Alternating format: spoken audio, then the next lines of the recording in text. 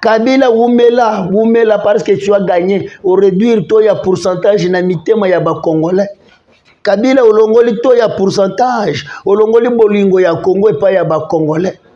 Kabila lelo zo l'accès passeport rwandais après avoir détruit, tandis que Mobutu dans des années 1980 Mobutu avait déjà détruit le civisme, a fragilisé bolingo, a fragilisé kobanga ya deniers publics. Mais Kabila yeko kebi sango lisusu a komisi a silisi bolingo ya peuple congolais. Le peuple congolais a commis net nzete ba ebete la kake.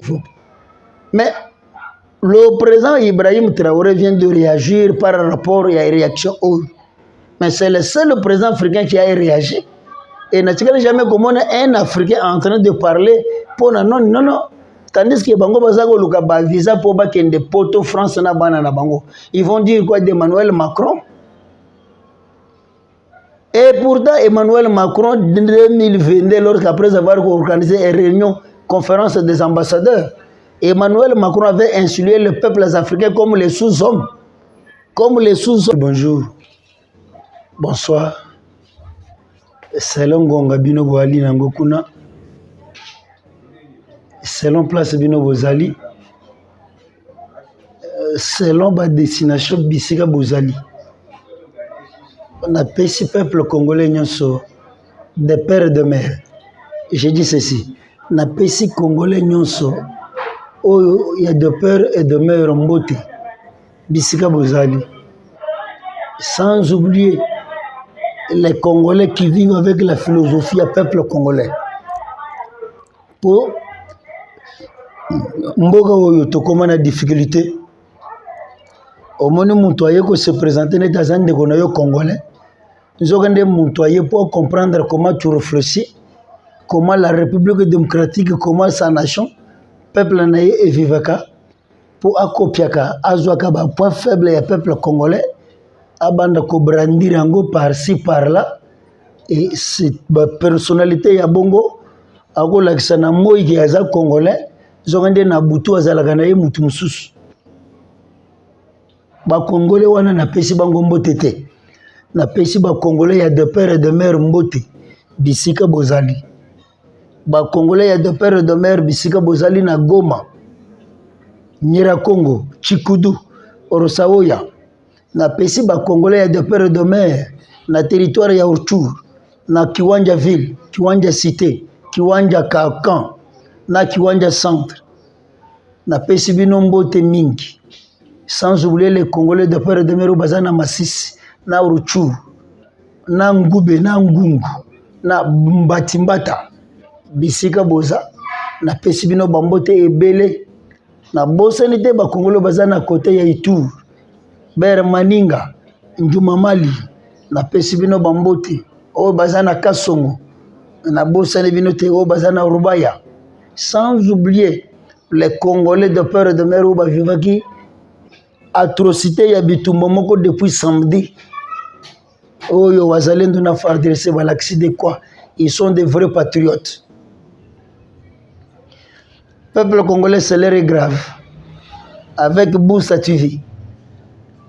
Baye Lissous. L'air grave où yaza molobili ya peuple congolais pour donner une information fiable et pas ya peuple congolais. Naboussa TV, baye le pour encore pour vous faire revivre ce qui s'est passé à l'Est. Peuple congolais, avant la bande émission, j'ai besoin de vous dire quelque chose. Nazako Lobake Joseph Kabila Kabanga, merci. Parce que tu as réussi ta mission. Je répète encore, avant la bande émission, il y a Lelo. Nazako yebisa ba Congolais nyonsoke Joseph Kabila Kabanga merci. Joseph Kabila Kabanga merci. Lelo komi ko tambola na passeport rwandais. Okomi ko pesa raison que non passeport ne zala ki expiré. Mais si ton passeport avait expiré, Montunetio avec toute organisation administration mobimba. Administration na yo ezanga ki moyen ko mener le démarche en RDC pour renouveler passeport diplomatique na yo. Donc tellement que carence à passeport na yo monaki expiraki Et c'est là qu'il y a un passeport rwandais, au banda cautionné un passeport rwandais. Et pourtant, peuple congolais, 120 millions de peuple congolais, bah, ça qui a confiance comme sénateur à vie. Peuple congolais, j'ai dit que Joseph Kabila Kabanga, merci. Parce que tu as réussi, tu as gagné, tu as réussi, tu as gagné le pari, tu as réussi ta mission. Peuple congolais. Pourquoi j'ai dit que Joseph Kabila Kabanga, merci? Il a réussi quoi? Merci pour Nani. Parce que Joseph Kabila Kabanga vient de réussir de réduire tout le patriotisme dans le thème des Congolais. Donc, COP naye est simbi. COP ya Joseph Kabila Kabanga est simbi. À réduire tout le pourcentage, il y a patriotisme. Aujourd'hui, Congolais ne croient pas que la République peut changer. Le peuple congolais n'a pas discuté un magistrat robot, il y a conseil d'État. Ce magistrat préfère que bana na yeba botama na poto que awa na Congo. Na duni que mais pourquoi mais c'est le magistrat robot ou ana philosophie wana. Il me dit que président je ne crois pas que l'air est grave, je ne crois pas que mboko yoko bunga. Bongo oya batwana oyo bana besika bana na yo bazo mwasi na yazo kenda kobota et bonga kindengeni. Parce que pour que l'Allemagne vienne, l'Allemagne comme oyaza oyo c'est des années. Les États-Unis sont en train de voter l'indépendance à 252 ans. Ba 243 à 252 ans. Bongo RDC oyo tozana no ba bébé na niveau ya indépendance. Dont la Belgique qui était notre gérant, parce que la Belgique n'a jamais été colonisateur. La Belgique n'a été qu'un simple gérant. C'est là où la Belgique avait donné Léopold II, la monopole, la possibilité de s'en occuper, de récupérer la République démocratique du Congo comme propriété privée. Peuple congolais. Joseph Kabila Kabanga, un sénateur à vie avec un passeport rwandais, mais un président en République démocratique du Congo, merci Nayo. Parce que aujourd'hui, mission naye kokisami, la réduction ya pourcentage ya patriotisme na mitema ya ba Congolais. Au lieu que Congolais a linga Congo à 100%, aujourd'hui Congo a commis Congolais a commis ko linga Congo, Congolais a commis ko linga Congo avec pourcentage à 10%. 80% zo tchagaga elika keno bateka lopango wa famille, bateka lopango wa papa na kende poto. Bande kona ngai. Nazana passe. Il y a comment que aujourd'hui nous sommes agressés par le Rwandais. Nous sommes agressés par la communauté internationale pour la balkanisation de l'Est de la République démocratique du Congo. Tandis que tous un patron, il y a César Kazawana, M. Christian Bosembi, saboté, marginalisé na RTGA. Il s'est décidé de faire détailler chemin à Imoko. Bravo, courage, détermination à M. Christian Bosembe. Christian Bosembe, Dieu l'a fait grâce avec sa connaissance, avec sa diplomatie, ses relations. Le lot de Christian Bosembe s'est retrouvé président de CESAC, Conseil supérieur audiovisuel, sous le patronage des patrons de médias qui est M. Patrick Mouyaya. Tantôt Kassayen, tantôt Katangé. Jusqu'à présent, il y a une position, il y a pensa. Patrick Mouyaya, qui est le directeur en ligne en médias qui ne sait pas lingala. Mais il y a un français, Kinyarwanda. Un directeur en ligne en médias, chef de l'État qui ne maîtrise pas les 4 langues. Mais qu'est-ce que je voulais dire par là, peuple congolais, congolaise? Congolais de peur et de mère, Bissika Bozali. Mundele, il y a Canal Sat, il a commencé à balkaniser un commerçant. Il y a Canal Sat, a commis à balkaniser la République démocratique du Congo. Mais les autorités, le patron, il y a média, patron, il y a CESAC, parce que produit à Tega la Kabiso, la Kabiso, produit à image, chaîne et télévision. Donc, c'est-à-dire qu'il est parmi, il travaille en philosophie avec CESAC. C'est ça, Canal Sat. Mais peuple congolais, qu'est-ce que je remarque? Nazomona Mundele ya Canal Sat azokoma République démocratique du Congo de l'Est na République démocratique du Congo de l'Ouest. Depuis quand? Mundele commerçant a commis que ça la balkanisation ya Congo directement en live face à face, mais le patron, les personnes censées poursuivre Mundele wana ne font absolument rien.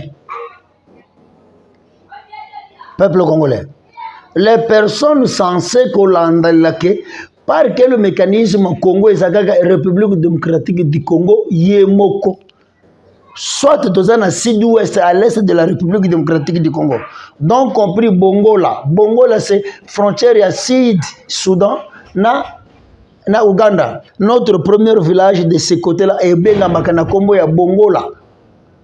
Et pour faire une descente,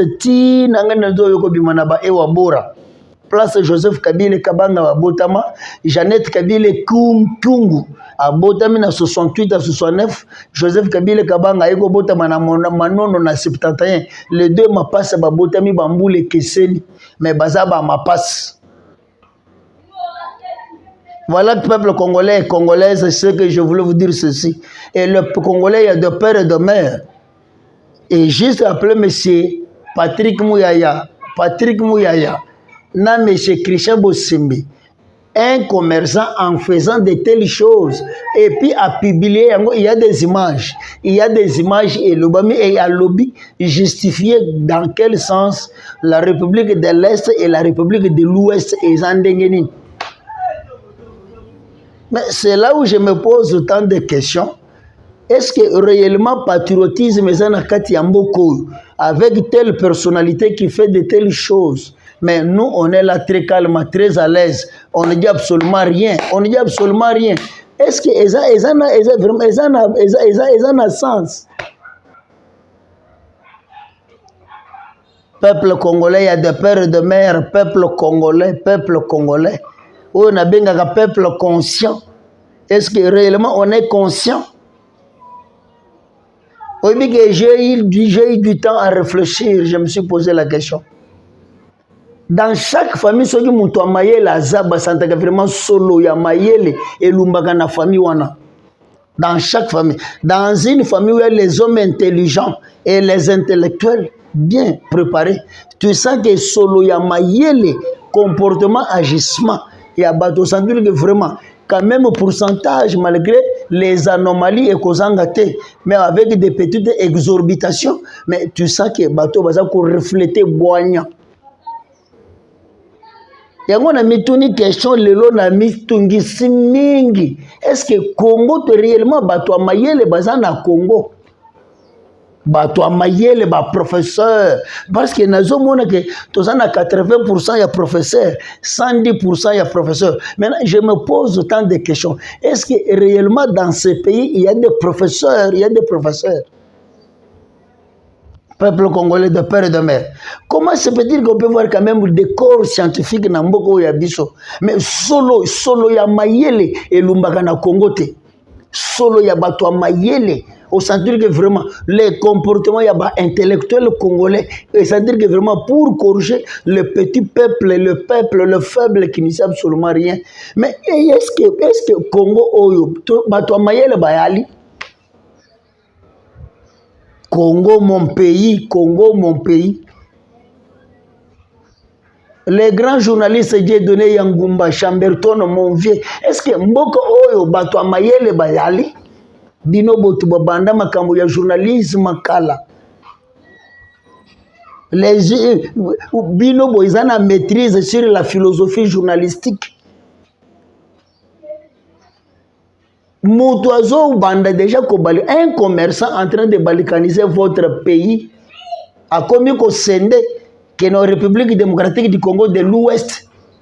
Pas même pour dire que l'Est de la République démocratique du Congo, la République démocratique du Congo de l'Est. Ah, peuple congolais, Moutou ya canal Sat, Mundele commerçant ya canal Sat, il a balkanisé notre nation. Il commence à scinder, à dilapider, à commis qu'on pense, République démocratique du Congo, Yemoko Kak. Peuple congolais, il y a des pères et de mères. Et ça passe. Et ça passe. Et ça passe, Congolais, il y a de père et de mère. Maintenant, je donne raison à monsieur le président Félix Antoine Tshilombo Tshisekedi, l'homme le plus intelligent de la République démocratique du Congo. Pourquoi Nazogoloba Félix est l'homme le plus intelligent de la République démocratique du Congo? Parce que Koko Nyanchi, les politiciens, effectivement, Félix n'a pas étudié, mais les actes posés par le président Félix, ça prouve qu'il est très intelligent. En lui, il y a une philosophie scientifique. Les archives sont toujours mieux. Les archives sont politique. Mutumongo boy na kombo soko ya seti kikuni azoloba ke Moïse Katumbi azoloba français scientifique ya Moïse Katumbi yangoyo ya kokende ko sala réunion libanda po babo makobo babanza Congo. Ah, Congolais patriotisme ya mboka na biso ke wapi Congolais ba pesho confiance ke uza muto mayele ya Congo capable de redresser les situations difficiles, les conditions si difficiles, système instauré pour effacer la République démocratique du Congo. Oui, je suis très content, très fier avec le vrai panafricaniste, le véritable africain, na Congo ya M. Ibrahim Traoré. Par rapport à la réaction posée par M. Emmanuel Macron, un président sojak démoniaque, permettez le terme, en insultant les Africains, ils ont qui insulte à haut niveau. Mais le président Ibrahim Traoré vient de réagir par rapport à la réaction haut. Mais c'est le seul président africain qui a réagi. Et naturellement, jamais comme on a un Africain en train de parler pour non. Tandis que Bango Bazago Luka ba visa pour bakende poto France na bana na bango. Ils vont dire quoi d'Emmanuel Macron? Et pourtant Emmanuel Macron en 2022, lorsqu'après avoir organisé une réunion, conférence des ambassadeurs, Emmanuel Macron avait insulté les peuples africains comme les sous-hommes. Comme les sous-hommes incapables de prendre une décision. Et Emmanuel Macron a dit que l'Afrique zanet muselekete. Ata sali pompage ndengeni mkolomoko ta kotika le kokoma ngando. Donc il veut dire que le peuple congolais a sali exercice ndengeni pour koma mutu. A kotika la jamais kokoma mutu. Voilà, aujourd'hui Emmanuel Macron vient de nous insulter encore. Abakisi insulte le colo ya insulte. Mais les Africains bah ko applaudir les intellectuels africains. Tandis que la France a tika jamais kopé ce biso produit moko ya malam. Batutu babimagaka na université, université française, ce sont toujours les escrocs, les voleurs. Ils n'ont jamais donné quelque chose ya malam pour les Africains. Maintenant, peuple congolais, patriotisme et wapi. Patriotisme et wapi. Bolingo ya Congo et wapi. Bolingo ya Congo. On est en train de faire agression, pour agresser Bissona Est. Joseph Kabila Kabanga, félicitations encore, merci. Merci Joseph pour Moussalo Salina Congo de réduire le pourcentage ya patriotisme. Yona Matata Mponyo Bobo Iloso en complice avec une communauté indo-pakistanaise. L'homme en cravate rouge. Je regrette comme j'ai cité ton nom. Un ministre, un premier ministre sortant en cravate rouge. Aboyi loso na fufu, na pomme, na miliki, na blema, na mina ekota na Kinshasa. A préféré kaka Kinzoba ekota na Congo. Splendeur. Yoga koma masanga splendeur.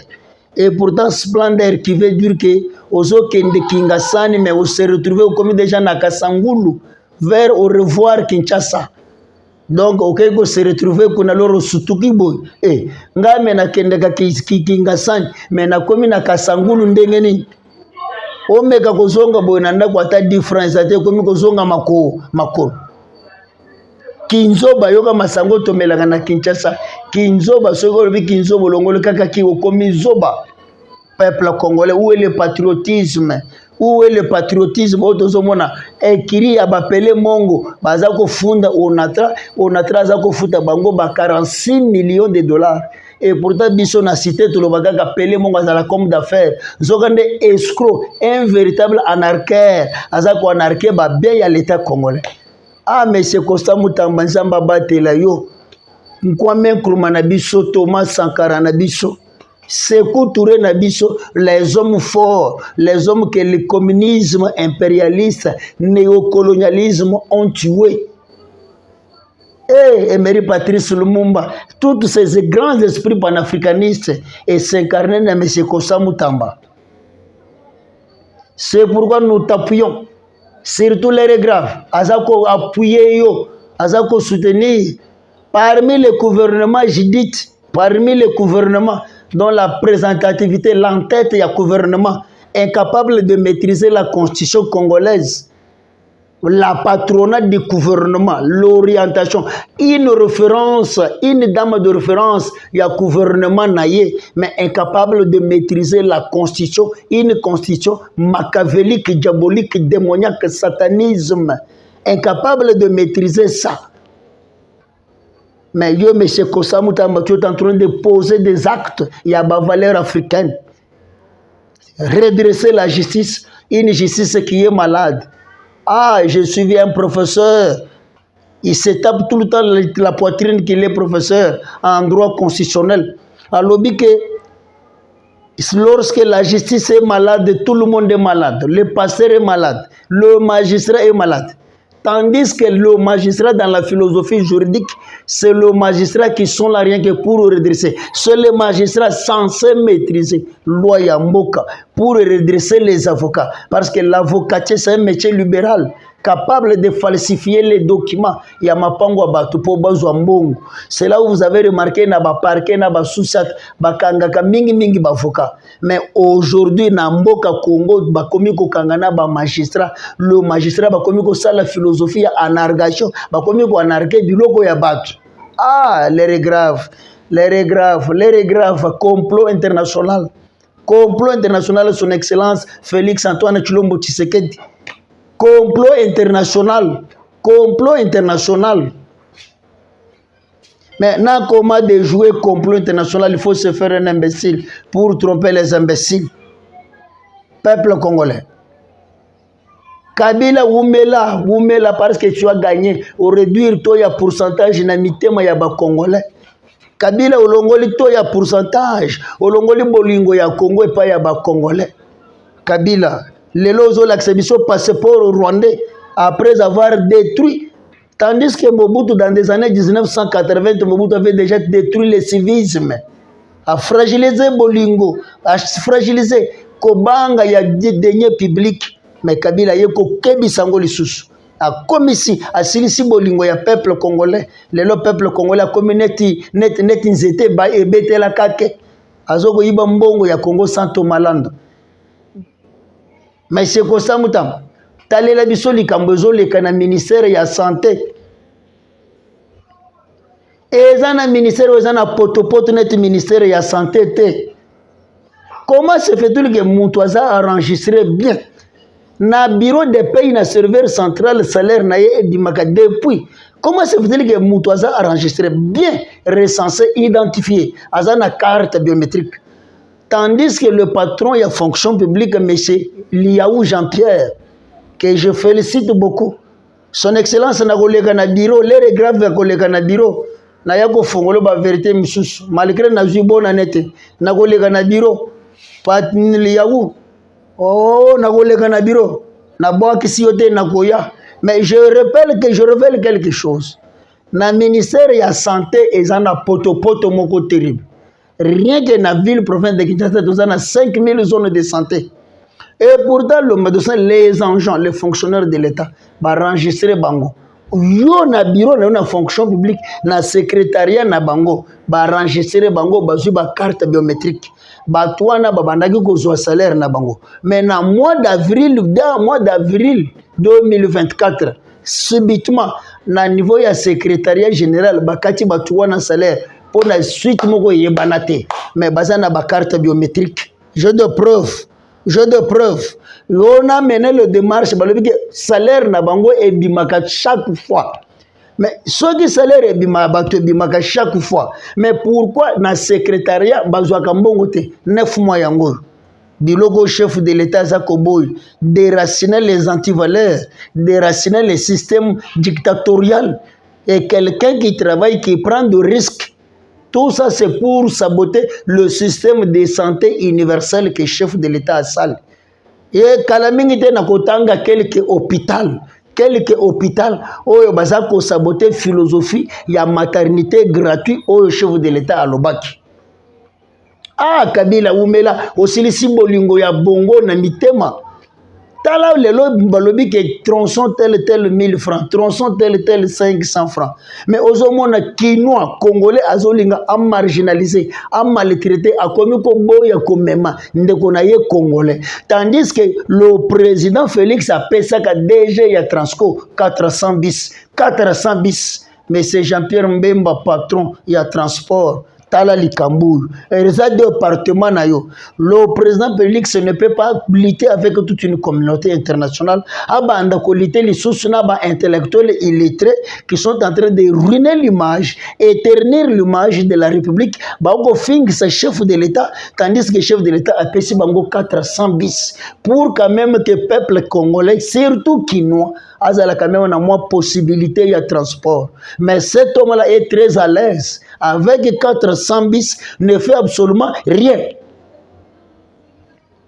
Ah, Kabila Kabanga Oumela. Mais il y a une rencontre na Martin Fayou. Ah, de vos kitok. Merci pour la décision. On le dit que malgré tout ça, je suis congolais de père et de mère. Obligé d'encourager. Wazalendo babandaki bitumba samedi vers minembwe. Et silikaka mardi.